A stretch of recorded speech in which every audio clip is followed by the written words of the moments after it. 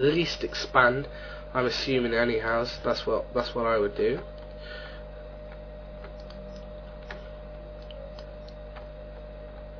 We're gonna have an engage on Cobb's base here. Now Fear going in first, maybe not the wisest of moves, but that's up to him. I would rather send Cecil in first. They're gonna burn the teleport here. Well, the Alpha's overpowered, burns the teleport, while his partner is not with him. So the Blood Mage popping out at a very nice time. He cast Flame Strike, but at a bad time because it's hitting Alpha's overpowered units rather than Cecil's units.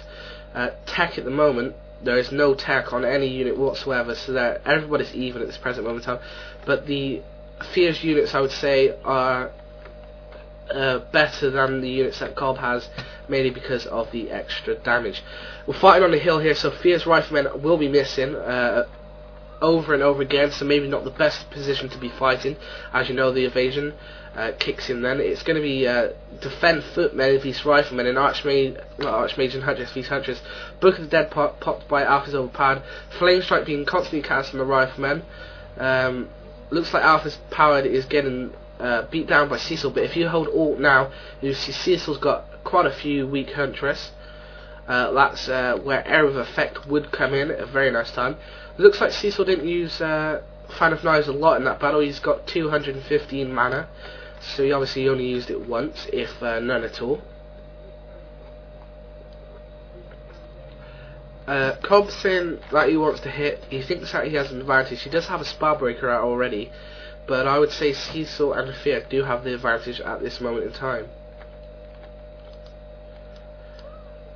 So it looks like everybody is at tier 2. Yes, everybody is at tier 2.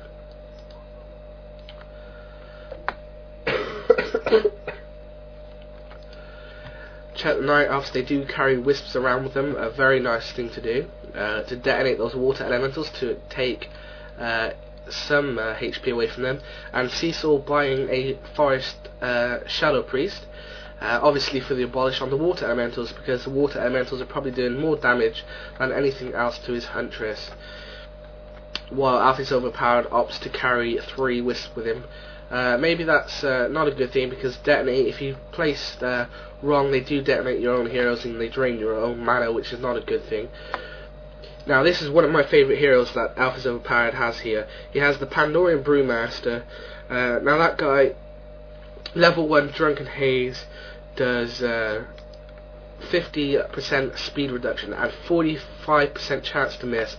It has 25 I think it's 25-second effect on normal units and something like 5 seconds on heroes, and the cooldown on the spell is 12 seconds. So how useful is that?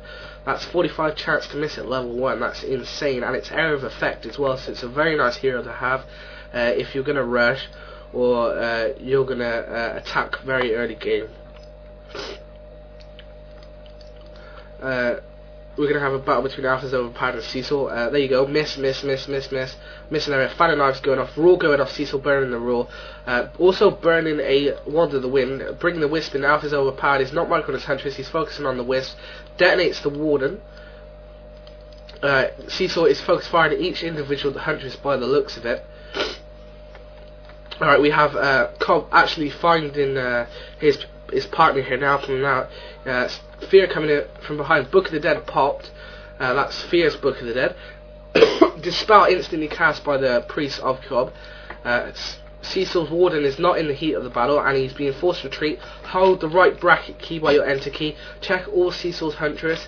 They are extremely weak. He's going to be forced to back out. 1 Fan of Knives would kill 1, 2, 3, 4, 5 huntress. 1 just died.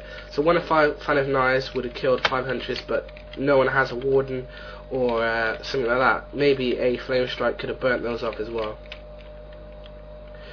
Cobb losing both his heroes, not a good thing.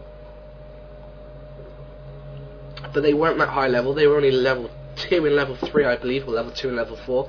So they won't take that long to come back.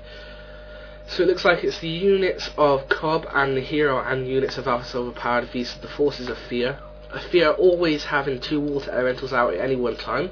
As I pointed out in my last audio commentary, there's no reason for you not to do that. Mana regeneration regenerates so fast that you can do it all the time, and Fear is forced to teleport. I don't know why Fear has Militia called in his base, but they've been on for quite some time now. He's sending them back. So Fear's got a Blood Mage now, so both human players are going for basically the same heroes, Area of Effect. Fear's Riflemen are being ripped up, Detonate cast on the Archmage, but he will regenerate pretty fast. Fear's Rock Golem now, he could be picking off units.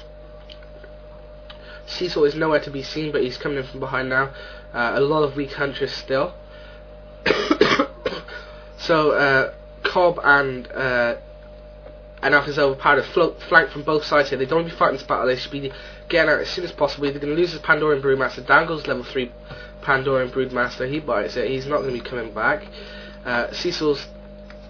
Now, that was a mistake by Cobb there. If you saw that, he focused fire on the Warden of Cecil, and Cecil just simply blinked out of the way and ran it. Healthstone popped on the Beastmaster, and it's still being focus fired. There is 2 Rock Golems out. I believe Cecil bought a Rock Golem before he came into this battle, so nice thinking ahead there. And Alpha's overpowered it, is saying finally get out, but I believe it's a little too late. They lost so many units, and I'd have to agree with Alpha's overpowered there. Damn it, what happened? Cecil did buy a the item abuse. It's not so much abuse. But he bought a Rock Golem for 450 before he fought that battle. That's just plain smart thinking. He was outnumbered, and good thinking there.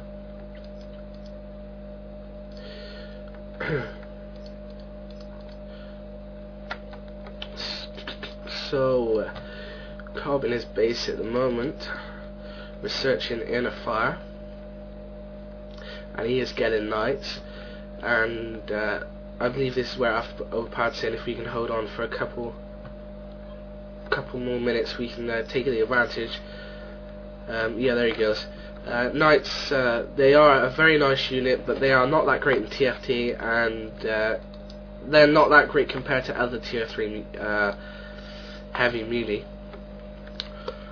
Alright, so always using Siphon Mana as well. I don't know if it's the best thing to use on this Archmage. Flame Strike cast.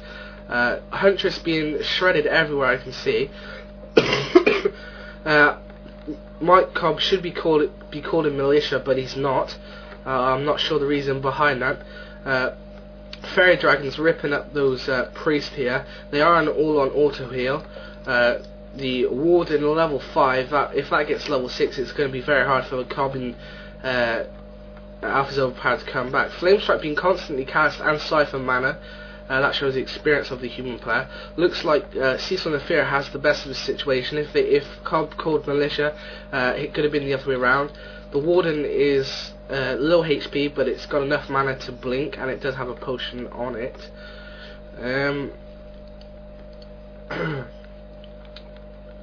Let's check what Cobb has at the moment. He has his 2 heroes.